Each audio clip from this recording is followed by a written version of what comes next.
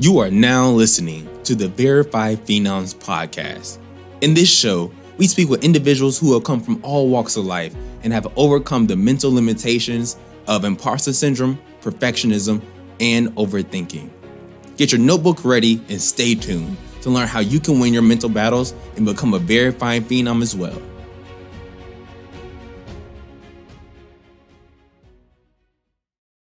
What's up?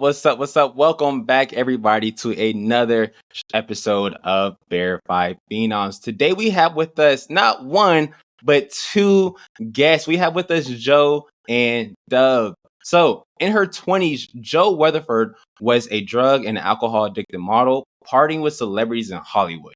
After an arrest and failed suicide attempt, she knew it was time to get clean. She went back to school to get her master's degree in human development and spent the next 12 years teaching courses on addiction at the University of Nevada. She's now a renowned TEDx speaker, addressing the root of causes of addiction through non-traditional approaches to recovery. Doug Moore has spent decades addicted to opiates and alcohol, even as his career as a professional snowboarder, which took him all over the world. Post-recovery, he's now a juror, athlete, serial entrepreneur, and snowboard coach for both amateur and professional athletes. He also has a dual master's degree in counseling and education. They both share over 20 years sober and both walk their talk to inspire others to break free from addiction through action, not words. Their love for life and one another is proof that we can not only survive sobriety, but also thrive in it. Y'all, happy Sunday, and thank you for being on the show. How are y'all doing today? Good. Thank you for having us. Yeah, thank you. Of Thank course. you. So, as I was just telling y'all, I love to get the show started with some rapid fire questions. I have 6 of them, so it's going to be about 3 for each, and I'm going to have Joe go first and just say whatever comes to your mind, and we'll just go from there, all right? All right. All right. What do y'all think these questions are going to be about? Just out of curiosity. No idea. I just hope I don't get myself in trouble. All right, let's get it. Okay, so Joe, what's a piece of advice you give your younger self? Good one. Just to stay with myself. Like, don't worry, you got you. Just know it's going to work out better than your small mind could ever envision. Like, what you even think could be possible, it's so much better. Doug, what's a movie scene you can recite word for word? A movie scene I can recite movie scene. word for word? Word for word. Napoleon, don't be jealous because I've been chatting with hot babes online all day. Besides, we all know I can't go any further. Napoleon Dynamite, what? That's the worst. All right, Joe, what's the best joke you've heard recently? Oh, God.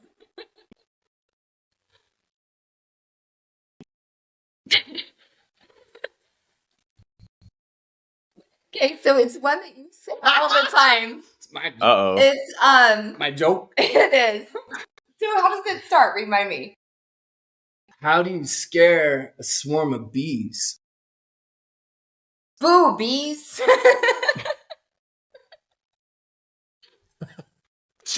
All right. Okay, Doug. It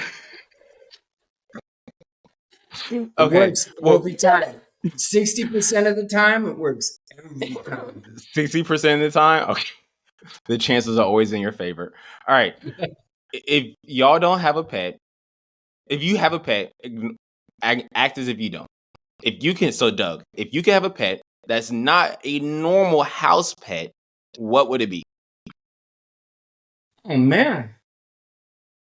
Either not a normal house pet. Either...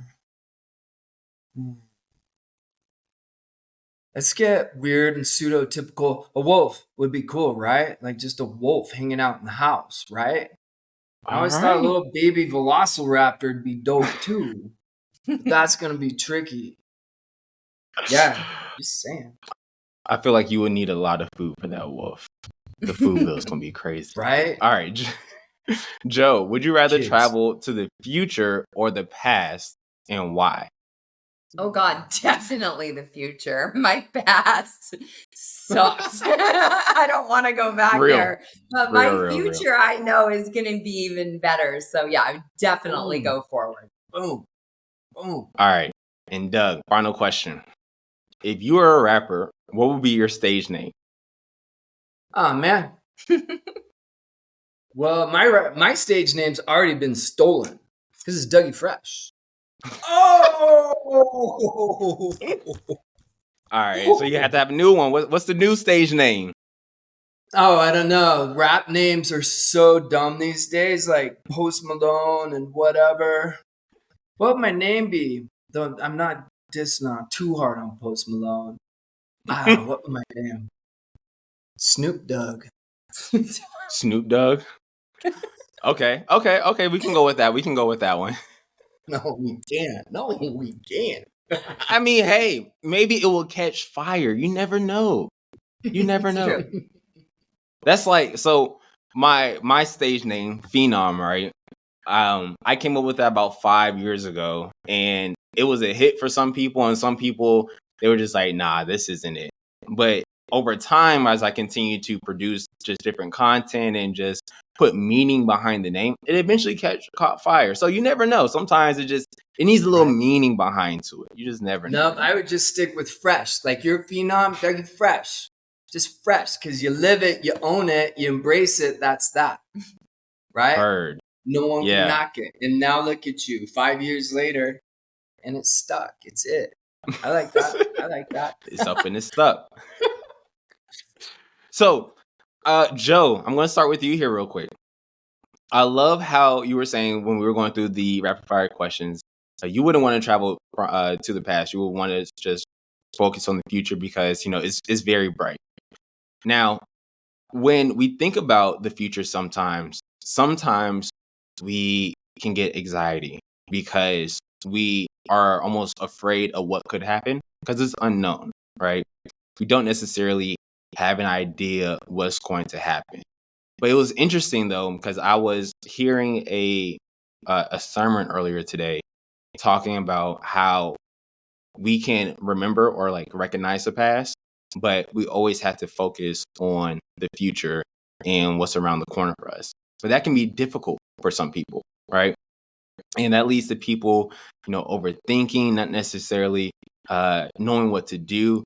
And in your experience so far, how have you been able to continue to push forward knowing that that there's brighter moments ahead and everything's going to be going well, but you may not necessarily know what that is exactly? That's a great question. For me, I really try to embrace the excitement of the unknown. And I like how you mentioned that the future can produce a lot of anxiety because it is unknown. We don't have control over it. But I think it's important to remember that the brain doesn't know the difference between excitement and anxiety. So if we can reframe what's to come as I'm excited about it instead of I'm anxious about it, it really makes life a lot more pleasant. And I heard somebody say once, if life was a video game and we always knew what was going to happen, we wouldn't play the game. It'd be like you would just beat every level. There wouldn't be villains. There wouldn't be things trying to kill you. It would just be a game where you just passed every level and it would suck and you wouldn't want to play it because there'd be no reward. So knowing that yes, it can be scary. And especially right now, as we're talking, it's like, are we going to go into World War III or a massive recession or, who knows? There's lots of things to be anxious about. But for me, I'm like, all I can do is work on myself, do the things that I know, my breath work, my meditation, eat healthy, get lots of sleep, and then really truly keep my gratitude practice up. And that's what allows me, because I fill that tank, I prepare, and then I really do get excited about the future, even though it's uncertain. Turning the fear of unknown, anxiety, our brain doesn't necessarily understand the difference, but focusing more on the excitement of what's around the corner. Yes. That's powerful. I think I love that. I really do. And I'm going to switch lanes to Doug real quick, because as somebody that was a high level athlete, a professional snowboarder, and now you also teach other amateur and professional snowboarders, there is a lot of anxiety around athletes. I had the opportunity to to run cross country and run track at a high level in college. I played soccer and basketball throughout high school. Even now, I'm preparing to be an amateur boxer. And there's always a lot of anxiety around performance when it comes to competition. Have you had a chance to see that in your athletes yet, that they are scared or anxious about their events that they have coming up? Yeah. It absolutely happens, and naturally it happens. It was part of, almost a daily or every competition. And it's you get to a certain level in sports, as you've experienced, whichever level you're at now. Competition is all fairly similar. There's Mhm. some people and that are obviously better than others still, but the competition is tight, and the higher the levels go, competition is even tighter. I think it comes down to the mental game, the mental strength. So often it could be soccer, it could be on the court, especially and I'm familiar with the snow sports, with snowboarding, obviously. Absolutely comes down to the mental game, because if we're mentally on, we make the right moves, our body responds how our mind wants it to. If we're mentally off, we're thinking, I'm going to slip out on that turn, I'm going to crash off that jump, then the body's going to go straight down. So working with the youth, actually youth into adults, my age range, I'm retired from the coaching now a few years. But with that age range, it was always about 14 up to 24, even to 30 years old, wherever they're at, even in the pro ranks. Mental toughness is everything. So we do a lot of sports psychology and retraining the brain and reprogramming the brain, strengthening the brain. Yoga, big part of the snow sports. And I bring it, if I were to go back to coaching, and those that, I talk to even now, like not officially their coach or this or that, but when I talk to different athletes, I always suggest yoga. Yoga is so important for the body, so good for the body. But the mental aspect, mental psychology and sports psych was a huge part of my program. Like we'd spend at least an hour a week working on just that, like in a classroom with the best snowboarders in the world, working on our mental edge. It's one of those things where you had to really visualize and take yourself out of the field first before you actually compete, because everything, it starts up here. It really does. Everything. I want to ask a quick random question real quick. Yeah. Now that Joe brought it up, what is y'all's favorite video game?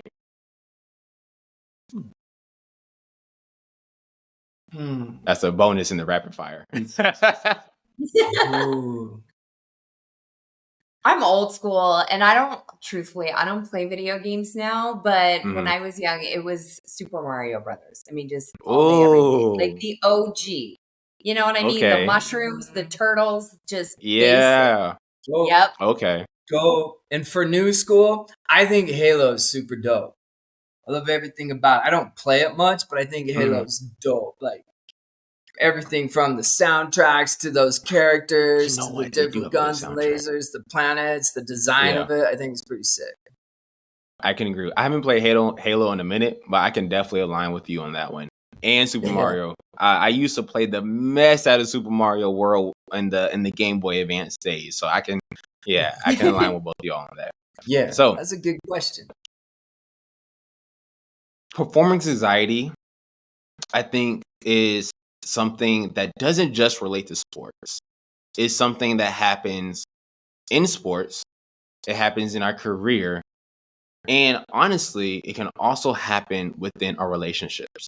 Not necessarily romantic, but also, platonic. It can happen with our families, our friends, anybody, right? And if somebody doesn't understand what I mean by that, when I say performance anxiety, right?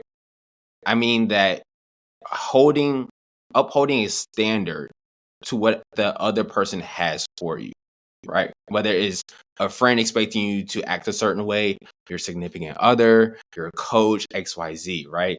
Expecting you to perform or deal or just conduct yourself in a certain manner. And I want to ask both of you all this question. At what point did you understand or at what point did you understand how to take yourself out of a situation in order to perform better? So you didn't let external factors bother you, whether it's your coach, maybe it's a manager or anything of that nature. And you just say, you know what? I know how to conduct myself. I know what I have the capability to do. So I'm not going to let the pressure from somebody else to essentially keep me down. We can go with whoever comes up with the question, answer first.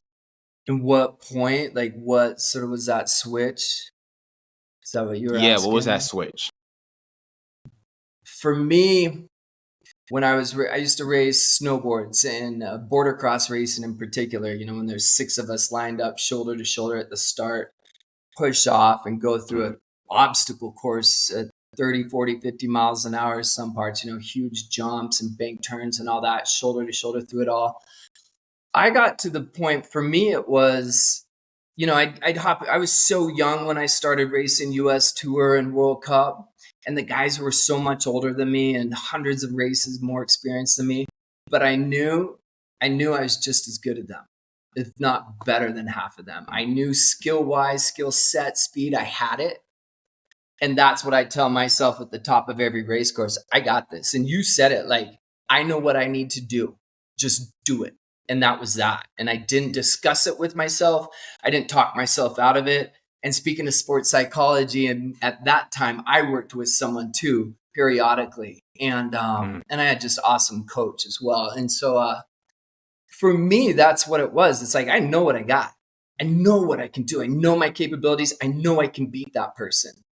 And I think that was my edge. I don't think that. I know that was my edge. And that comes sort of partly how I sort of groomed my whole life, just through circumstance and whatnot. I was sort of always a fighter and always needing to protect myself. And so that was just intrinsic in me.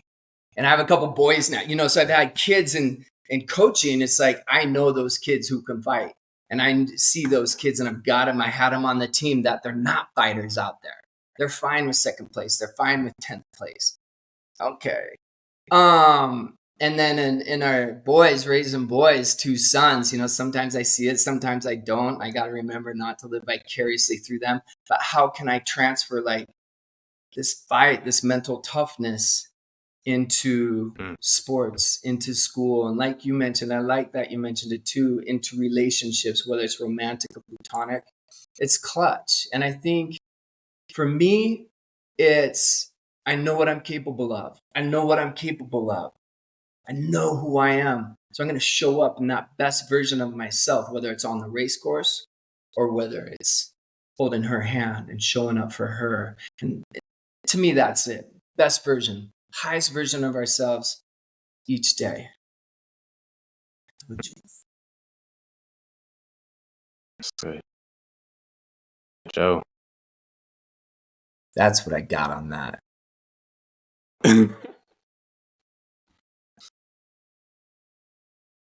about you, babes? Yeah, I love that. It's like earned confidence, right? And I think that comes from adversity and learning who you are when things don't go well and when you do disappoint people and when you don't perform at your best, how you overcome those trials and tribulations, I think gives us the confidence to step into situations with more authority over ourselves and our life. I think for me, after I had gotten sober, it was kind of the first time in my life I trusted myself enough to go against the norms or expectations of people around me. Like in my family, education is very important. My family's very successful. And there was one point I was finishing my PhD. I was I was teaching full time. I was working at the university full time, and I was just burnt out and I didn't want to do any of it anymore. And I made the decision to drop out of my PhD program right before I started dissertation. So I did the whole PhD program and dropped out. And I knew that that was going to be really, really frowned upon by my family, by my mentors, by the university. And it was the first time I was like, no, this is my decision and I don't want to do it. And it's not because it was super hard or anything else. It just didn't feel in alignment. And it was difficult to make that decision, but I did. And it felt really good to own it. You know, whether it was a right or wrong decision didn't even matter. It was like I listened to myself and I trusted myself to make the best decision. And I took it. I took the heat and I'm glad that I did. I meant to say this earlier, but after both of y'all's intros, I just want to give both of you all your flowers for everything that you've been doing, everything that you're currently doing, and just the years that you all have been clean together and you've been starting this movement, or you've been having this movement together and just changing lives, thousands of lives all over the world. And even if you haven't personally touched 1,000 lives, I know you've touched 1,000 lives indirectly, because you may touch one person, I may touch another, I may touch another. So I also just want to say real quick, peace, love, and happiness to y'all. So happy for what you all are doing and what you are continuously going to do in the future. Thank so yeah, I you. just want to Thank say you. that real quick. Of course. Thank you, big time. Not Doug. Joe, you mentioned burnout, which is a real thing. And I had this written on my wall. Nobody likes to talk about burnout until they're burnt out. Nobody's Yeah. thinking about it until they're actually burnt out. How or when within your journey did you realize you were burnt out? What was that moment you're like, oh, you know what? This is not it. Like I'm spending way too much time. I don't have any energy. Like, what were the key indicators for you, for anybody listening? It's like, okay, I think I may be burnt out. Hmm. Good question. Yeah, it's a really great question. For me, I should say during that time, when I was working like 80 hours a week, I was also seeing clients for counseling, and burnout showed up a lot for me as compassion fatigue. We had a couple of Mm. tragedies in Reno. We had a air race crash and then an Amtrak train derailed. So I was working with people who had been on the ground and at the scenes of both of those traumatic events. And so for me, the burnout, one of the biggest indications is I couldn't sit with people and really hold their pain with them appropriately. I was disassociating. I wasn't sleeping well. I was very irritable. Yeah, I could feel like my own compassion for myself and other people like getting brittle. That's just the only way I can describe it. And I knew that I just had lit too many fires for too long, and I was no longer in alignment with what my truth was. And my truth at that time was I wanted to spend more time with my then husband. I wanted to be at our business more, and I was living a life that was not true to what I deeply, deeply craved. And I felt it. I felt it in depression. I felt it in anxiety. I felt it in compassion fatigue. I felt it in low energy. And I just knew that I needed to quit everything. And I did. I worked with my then husband at our martial arts school full time. And my life became much simpler and I felt better. My energy came back. I was more connected to myself. I was happier. I mean, it was just those basic things that I started to feel again, which was joy and energy and love and happiness. What type of martial arts were y'all doing? So it was. I mentioned boxing earlier. You're not going to slide I love past it. that, and we're not going to talk about it more. Yeah. No, it was called freestyle, and it was really cool because it was a very eclectic mix of The base was Taekwondo and then Muay Thai, Krav Maga, and Brazilian Jiu Jitsu. So I will give it up to my ex-husband. He created that school before MMA was a thing, and it blended all of those disciplines, and it was really special. So yeah, that's what it was. Have you taught Doug any of those moves yet? Tries, you know what I mean? Like he tries, but we won't talk about that. We won't even go there. Talk about performance anxiety. He knows what's up. Doug said, I'm just going to stick to my snowboard. That's my sport right there. Oh, that's funny. That's funny. Oh, staff. Oh, man. So, speaking of which, so I think there's something there. So, Doug, you are a snowboarder. You teach others how to snowboard, or you were coaching them. And let's just say you are trying to pick up a new sport, right? For some athletes, they may have imposter syndrome because maybe they're feeling, you know what, I should stick to my one sport, right? And this is, if we think on a broad scale, this is relatable to a lot of things. Let's just say if I am a marketer and now all of a sudden I decide I want to switch to a career of sales or something like that, right? When you're learning, and this may have been just like a fun moment for you, but still, as you're trying to learn, pick up a new sport, martial arts, and you're just like, nah, I'm a snowboarder. What was the mindset going into it? Were you like, okay, I've been a high level athlete. Let me see how far I can take this. Or were you just kind of going into it for fun? Or is it just because Joe wouldn't stop talking about it and you're like, okay, I'm going to try something just so we can get this conversation over with? How was it for you? Regarding snowboarding in particular? Or if I were to switch and start something Not necessarily new? Switching and starting something new. Yeah. Oh, man.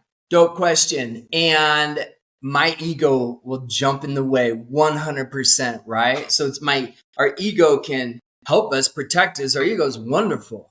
And it can get in the way too. So snowboarding, or whether it was, I was a decent soccer player too, but snowboarding was my jam. Like, my ego would help me there. I've trained. All right, Doug, you're the best you can be. You're the best. Go do that again. And so thank you, ego. So now I'm showing up to say martial arts, or I'm showing up to a new sport. Yeah, I like being the best. So what do? Just come check that ego at the door, right? It's like, hey, it's okay to be humble. It's okay to start at the bottom of the ladder. And I always go through it. Is this something I want to do? Oh, rock climbing. That's a great one. I picked that up a few years ago, and I was horrible at it at first. And I felt like such a kook on the wall at the climbing gym. And it's like, what am I doing here? When everyone else is like these spider monkeys all over the place. And I'm just like, I always check in with myself, like, why am I here? It's because I want to give this a go, because I want to push myself, because I think I'll be really passionate about this. I love trying new things, kind of go through that checklist, and then it's like, I know who I am still, and it doesn't matter if I'm good or bad at that. And I think that's okay to remember. We don't need to be the best at everything we do. We got to like ourselves. As long as we're cool with ourselves, for me, then it's easier to show up as something new. Is there that little part hidden away that likes to be number one, that likes to be the best at it? Of course. And it's cool to use that as a tool to allow myself to learn and grow. And that's just important. Allow ourselves to learn, allow ourselves to grow, be patient with ourselves. Yeah. Allow ourselves to learn, allow ourselves to grow, and be patient. And be comfortable with starting over. Starting over can be difficult. It can be difficult for so many reasons. It can be difficult because maybe we feel a fear of failure. It can be difficult because of the environment that we're in, that we're not accustomed to it. Maybe we have pressure on us. But in reality, we're going to start over a lot of times in life. I would love to know from both of y'all, I'll start with Joe first. how many times would you say that you have started over, like a complete change of life? And how was the mental journey for you each time? Did it get better? Did it get worse? Did you become more wise? Did you understand how to attack starting over just differently each time? How was it?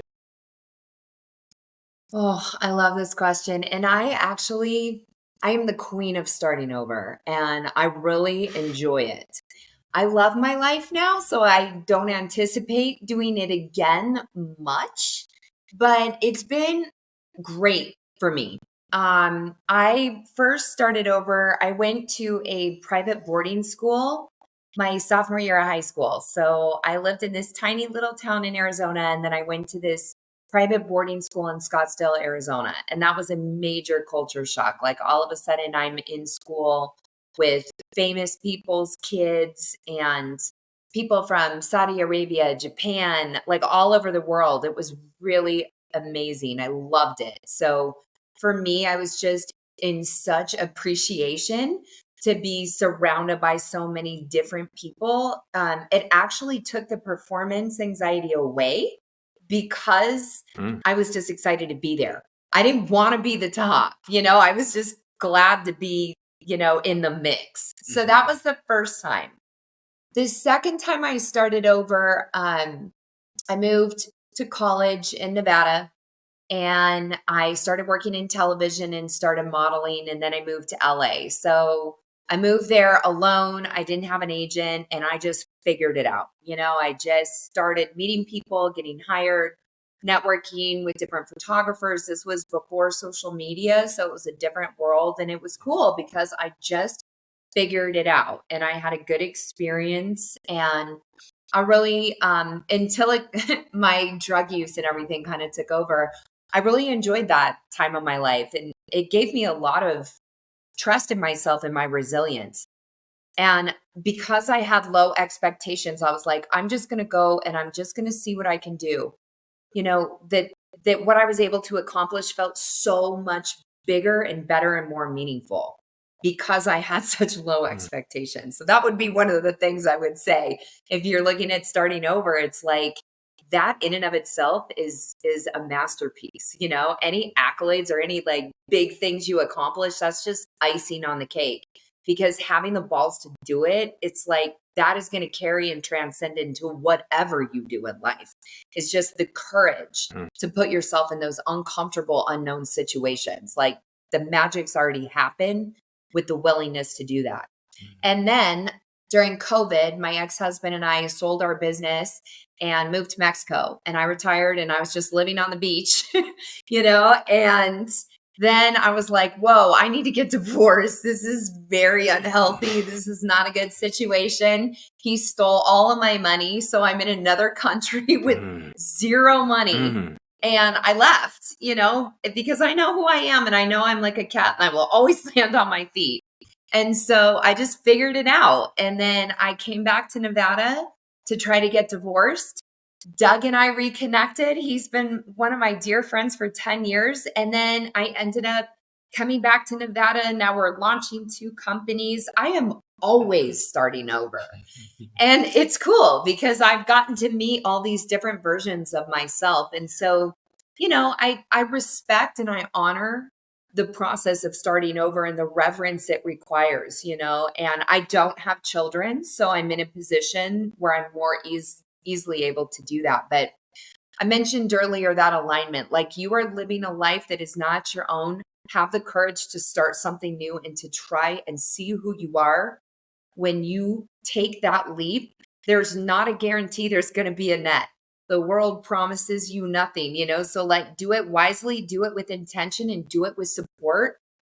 But for me, it's always paid off. And I'm so glad that I have made those really unbelievably hard decisions. Mm. mm, Nice, Queen. Nice. mhm. That's a mic drop right there. Right? Straight up, mic drop. Starting over, huh? Yeah, I've started over a few times, and each one, most of the time, it's it's not quite at the bottom, or not the bottom at all. Pull experience from this life or this job or whatnot and take it into the next for sure. But snowboard career, whether it was competing and coaching, that spanned more than a decade. And my time was up, and that was self-imposed. I was ready to do other things. My body was tired being on the snow full time and beat up and surgeries and hardware here and there in my body, and ready to do other things. And so the jewelry career I've been making jewelry since like my mid-20s. And so that's always been a hobby of mine, and a supplement to my income, whatever I'm doing. I worked in the school system, worked with behavior disorder kids in middle and high school for a handful of years. That was really cool. Knew I didn't want to stay in teaching or even counseling therapy. And eventually, obviously, a full-time jeweler. So, they're starting over career-wise, which was take experiences, life experiences always help.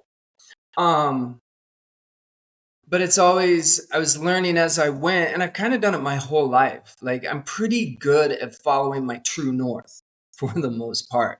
Like, if I have a dream or something I'm passionate about, I will chase it down and I will bring it to life. I will make it happen. If I have to work that hard, if I have to train that hard, if I have to get one more degree at a university, okay, like I will do that. If like a snowboard team, like there's been companies that weren't started yet. There was a problem. There was a space available, and there wasn't anyone providing the need. I created that. I'll make that happen. One of my biggest though resets when I was 42 years old, and I started over when I gave up alcohol and opiates. It's basically a 25-year bender from my mid-late teens till I just barely turned 42. And I gave that up. I quit cold turkey. Alcohol, opiates, detoxed, began to, rehabilitate, began to recover, right? Addiction recovery process. And that was probably my biggest start over of my life, hands down. That was tricky because I didn't know how to be sober, like just to be as a human. I didn't know how to communicate with someone sober. Didn't know how to act, react, respond, etc., etc. So there was a lot of learning. There was a lot of undoing old behaviors that didn't serve me. And there was a lot of learning better behaviors and better patterns. That was one of my biggest startovers. That's just blessed every day of my life since, even the hard times. I show up in a sober state, a clear mind, more rational thought. Yeah, that was one of my best startovers. One thing I can gather from what both of y'all just said is that you not only started over once, but multiple times. And Yes. for anybody listening to this right now, there's nothing wrong with starting over, especially when you're aligning with yourself and you just continue to move with intent. You will always essentially find your way back. Now, I have about 2 more questions to ask y'all as we wrap up here today. The first one is, what was success to you 15 years ago, and what is success to you now? We can start with Doug first, and then we'll go to Joe. Wow. 15 years ago, I thought success was just being with somebody, of status, or I had such little sense of self that I really thought if I could just date somebody amazing, then that would mean something about me, like whether we clicked or not. And I went down that rabbit hole. I mean, I dated somebody that played for the Yankees and Chargers. And, I would find these people that I thought, well, if he likes me, then that must mean I'm okay.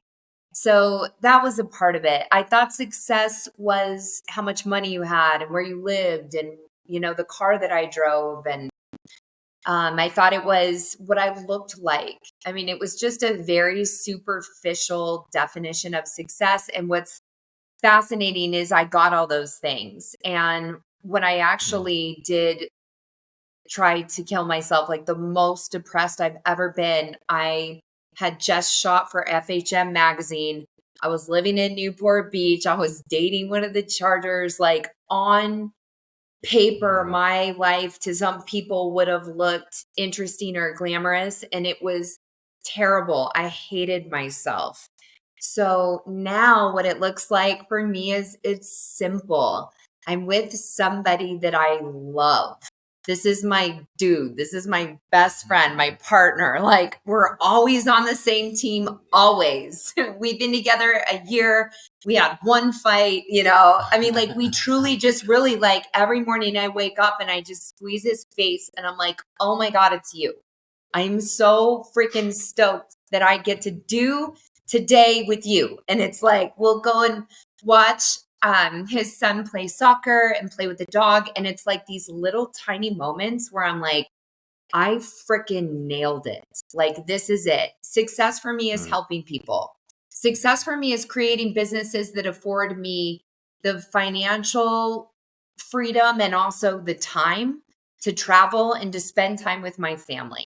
That is success. Success is when I look at myself in the mirror, I'm like, I know who I am and I love myself, and I do my absolute best to be a good person in the world. But for me, success is family, and it's my connections and my friends, and it's time. And that is what means so much to me.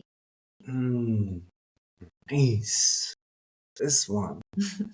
Success 15 years ago and compared to success now.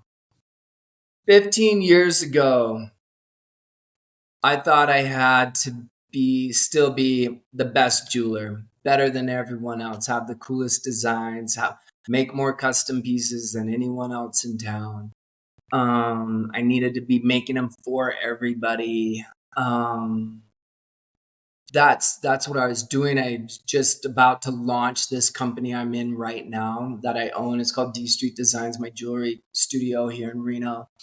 And that's what I focus on, the custom commission pieces, wedding sets, engagement rings, all that. And I thought that's what I needed to do. And that's how I launched that business, almost 15 years ago, and how I conducted it for so long. And the last handful of years, less is more.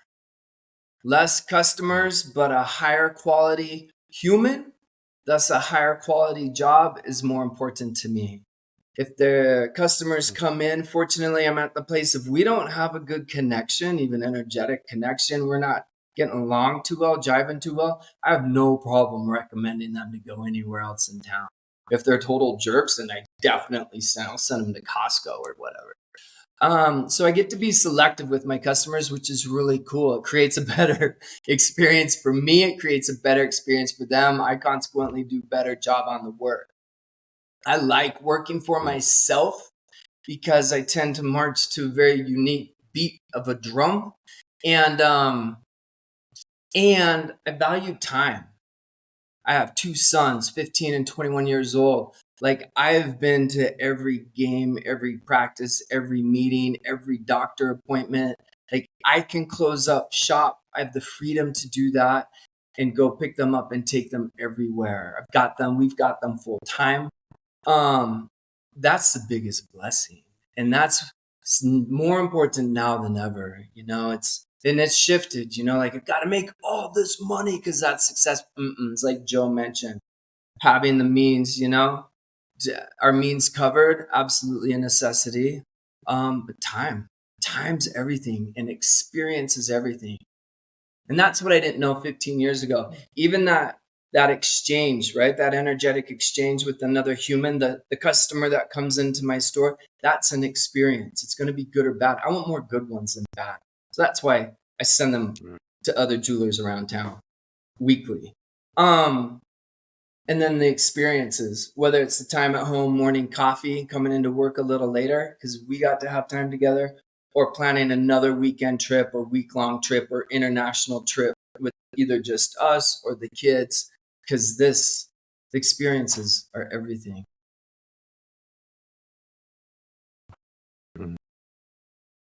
Yeah. I think I want to, for the final question, I want to circle back to the topic of starting over.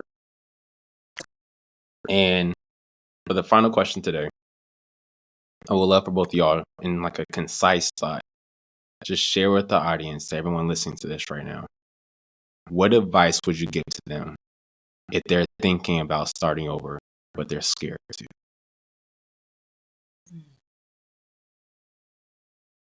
Did I hear right? If they're thinking about starting their own business? Starting over. Just they want to start over in life. Maybe they want to start a brand new career.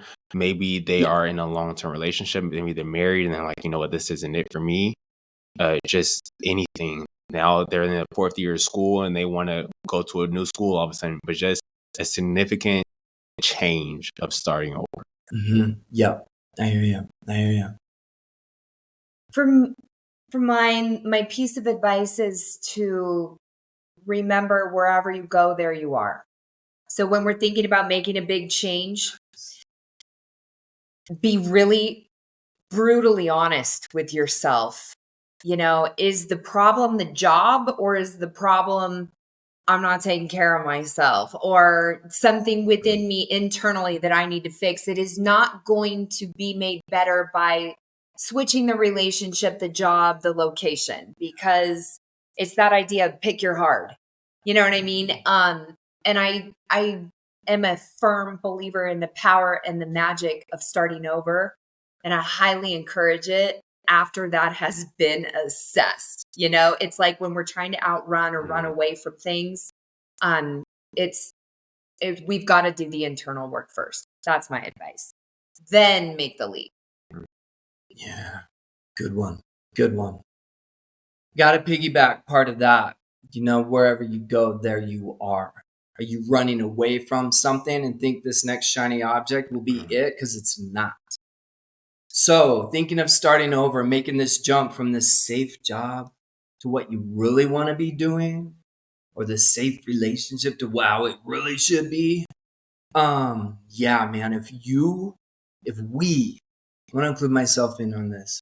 If we are in connection with ourselves, just say it's a new job, is in alignment with our core values, our core talents, who we are, our dreams, and you can begin to create a path, like the map of what that may look like. Maybe you can't. You can see it, you can envision it, and it's you. Go for it. Go for it, because somebody's got to do it. Somebody's going to fulfill, say, that job anyway. Might as well be you. Might as well be us. So yes, go for it. And just staying connected to self the whole time, that's success. And the successes will come. The path will be easier. We get derailed by this person. We get derailed by addictions over there, whatever addictions might look like. It will derail you. It will throw us off. But man, if you're in that core alignment, go for it. Someone's got to do it. Might as well be you. Might as well be me. Might as well be us. Stay true to yourself, and it might as well Exactly. be you. Wrapping up, how can people find you, and how can they support y'all? So we just launched a new website. It's recoveryremix.com. So we are in the beginning stages. The website is live. So go on, leave your email address, and we will let you know the second our low-cost membership is available. So we really wanted to create an online alternative to AA. So anybody that wants to learn about addiction, is thinking about getting sober, has been sober for a long time and wants support, our jam is really the emotional intelligence aspect of sobriety. And so we're going to have a membership site. It's $22 a month, super affordable. And we're just going to load it with content, whether it's on cravings, emotional intelligence, So find us on recoveryremix.com, and also Recovery Remix is our Instagram handle. Thank you for asking. Of course. So y'all, this has been another episode of Verified Phenoms. This has been an amazing episode. If you gained some value, if you learned something today, if you know somebody that needs to hear this conversation, of course, send this to them. Because as always here on Verified Phenoms, we're looking to change lives. It's the conversations that we are always able to pick up some nuggets here and there, take with us, and run. Again, y'all, Joe, Doug, thank you so much for being on the show today. Y'all, I'm your host, Phenom, and I will catch y'all on the very next episode.